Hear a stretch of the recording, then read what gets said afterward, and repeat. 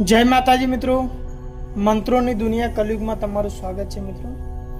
આજે આપણે વાત કરવાના છે મિત્રો વહાણવટી સિકોતરમાને જાગૃત કરવાનો મંત્ર અને એની વિધિ। તો મિત્રો તમે દરેક જાણતા હશો કે જ્યારે વહાણવટીમાં સિકોતરનું નામ લેવામાં આવે ત્યારે જગડુસા ઓણિયાની પણ વાત કરવામાં આવતી હોય છે। એટલે કે જગણુસા ઓણિયાની જે મરેલી વહાણવટીમાં સિકોતર કે જેની ગાથા પરથી જ સિકોતરમાનું નામ પાડવામાં આવ્યું કે વહાણવટી સિકોતર, એની આપણે આજે વાત કરવાના છે મિત્રો। તો મારી એક વિનંતી છે કે મારો વિડીયો ધ્યાનથી જોજો અને વિડીયો પસંદ આવે તો લાઈક કરી અને કોમેન્ટમાં તમે કયા દેવી દેવતાને માનો છો એ લખવાનું ભૂલતા નહીં મિત્રો।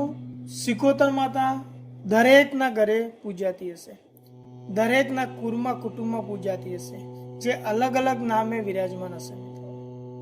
એવું જરૂરી નથી કે તે વહાણવટી નામથી જ વિરાજમાન હોય, અલગ અલગ નામથી વિરાજમાન હશે અને એના પરચા સૌ કોઈ તમે જાણો છો। એવી જ આજે આપણે જે સિકોતરમાં છે એને જાગૃત કઈ રીતના કરવી અને આપણું જીવન આરામથી કઈ રીતના બનાવવું, જેમ જગડુસા ઓણિયાનું પોતાનું નામ અમર થઈ ગયું એવું આપણું એટલું તો અમર થાય એવી શક્યતા નથી લાગતી, પરંતુ આપણે એક પ્રયત્ન કરી શકીએ છીએ કે જેમાં આપણું નામ જોડાય અને મા સાથેનું આપણું નામ પણ અમર થઈ જતું હોય। તો એવી આપણે વાત કરીએ મિત્રો વહાણવટી સિકોતરમાની, તો જેની પૂજા સૌ કોઈ કરો છો મિત્રો, સૌ કોઈ માનો છો, પરંતુ તમે જાણતા હશો કે એની જો વિશેષ પૂજા કરવામાં આવે અથવા તો એની મંત્ર જાપ તમે એનું અનુષ્ઠાન કરો છો તો માતાજી તમારા પર અતિ પ્રસન્ન થાય છે અને જેના કારણે તમે એમની સિદ્ધિ મેળવી અને તમારો દરેક કાર્યો આરામથી થઈ જતા હોય છે, અથવા તો તમે તમારા કોઈ પણ કાર્યો માતા જોડે કરાવી પણ શકો છો મિત્રો। તો આ માતાની આપણે પૂજા અથવા તો સાધના કરવી હોય તો શું કરવું જોઈએ? તો મિત્રો સૌથી પહેલાં તો મહત્વનું એ છે કે તમારા કુળ અથવા તો ગોત્રમાં સિકોતરમાં પૂજાતા હોવા જોઈએ અથવા તો ક્યાં એનો ઉલ્લેખ થતો હોવો જોઈએ।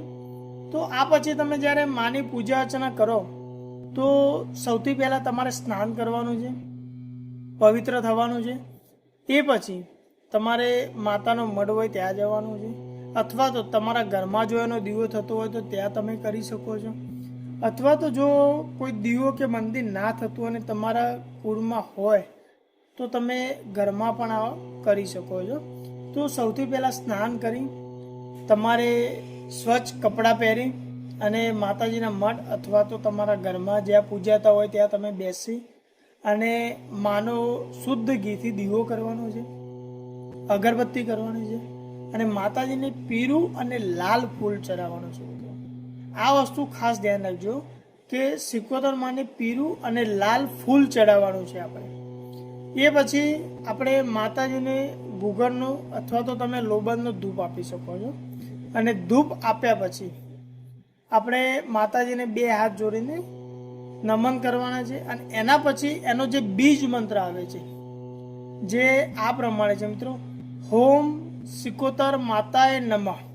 આ બીજ મંત્રનો તમારે 11 વખત જાપ કરવાનો છે અને એની પૂજા કરવાની છે। આ પ્રમાણે જો તમે પૂજા કરો છો તો બીજ મંત્ર પણ તમે સિદ્ધ કરી શકો છો અને માતાજી તમારી ઉપર પ્રસન્ન રહેતી હોય છે મિત્રો। તમે તમારી દૈવિક જીવનમાં તમે જે પૂજા કરો છો જો એમાં બીજ મંત્રનો સમાવેશ કરો છો તો એ સારું માનવામાં આવતું હોય છે અને જેના કારણે માતાજી તમારા પર પ્રસન્ન છે। પણ આજે હું તમને સાબર મંત્ર આપવાનો છું જે વહાણવટી સિકોતરને જાગૃત કરવા માટેનો છે, તો એના માટે પણ આ જ વિધિ રહેશે મિત્રો।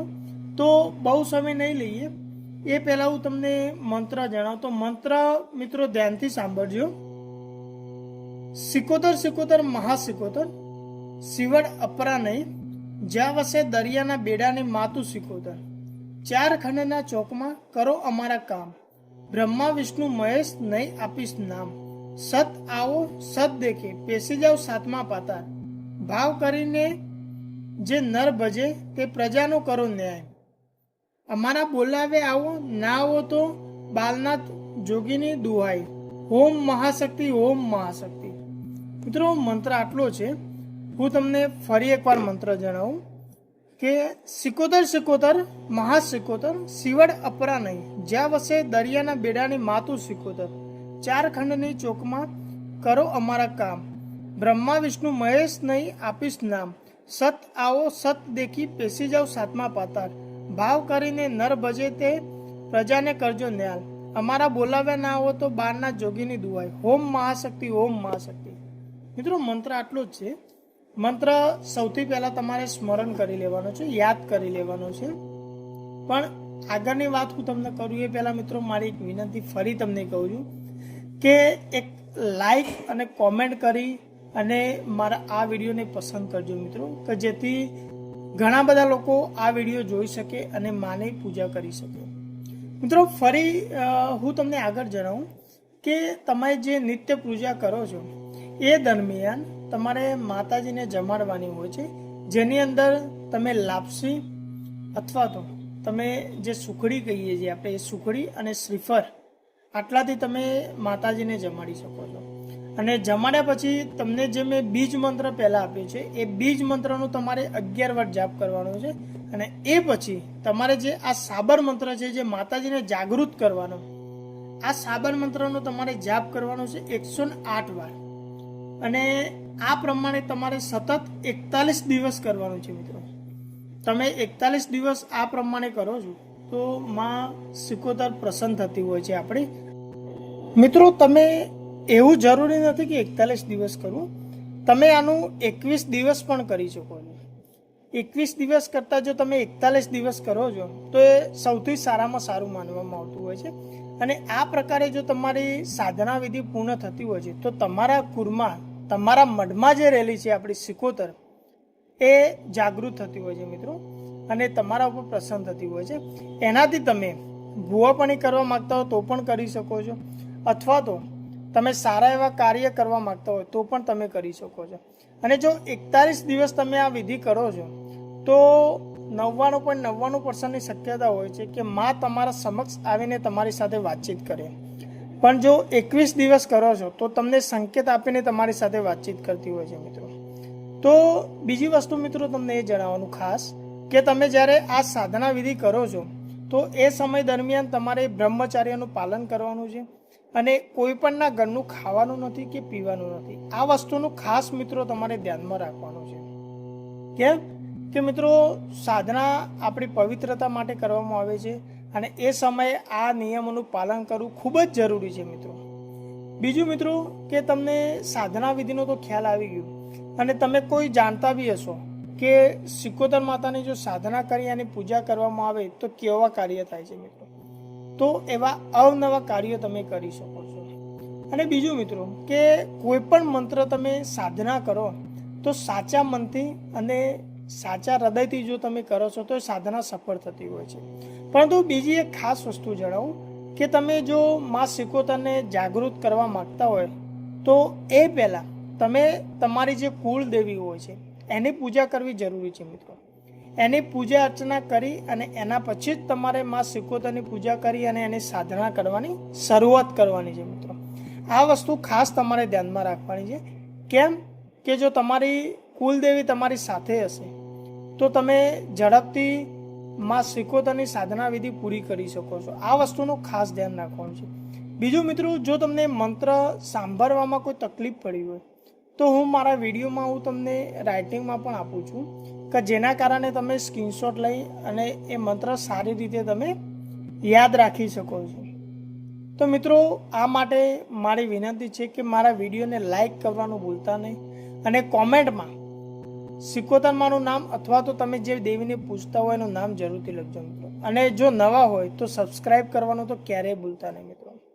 બીજું મિત્રો આગળ હું તમને વાત કરું તો જે પ્રમાણે જગડુસા ઓણિયાની લાજ રાખી હતી માં સિકોતરે એવી જ આપણી પણ લાજ રાખે છે. કારણ કે અત્યારે જે આ પ્રમાણે કળિયુગનો સમય ચાલી રહ્યો છે તો માં સાક્ષાત એના પરચા પૂરી રહી છે એ તમે સૌ કોઈ જાણો છો મિત્રો.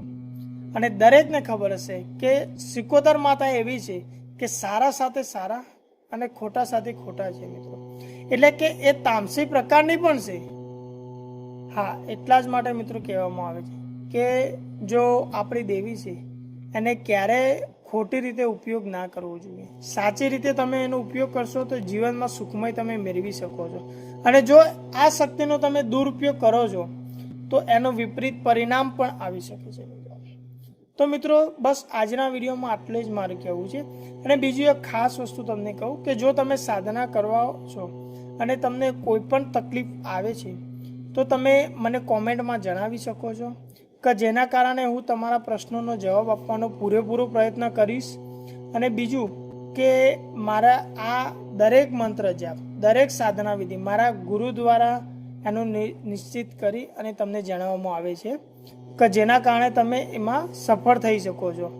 તો મિત્રો આ માટે આપણે કોઈ પણ પૈસા કે એવું કોઈ પણ વસ્તુ લેતા નથી. બસ એક ભક્તિભાવથી આપણે જાણકારી આપીએ છીએ. અને બીજું કે તમે આ વિશે તમારા ગુરુજી જોડે પણ જાણકારી લઈને તમે સારી રીતે કરી શકો છો.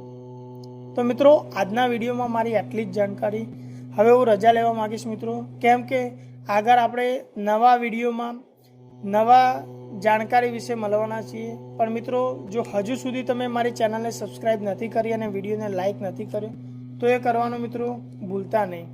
તો જય માતાજી મિત્રો, જય માં મેલડી, જય મારી સિકોતરમાં.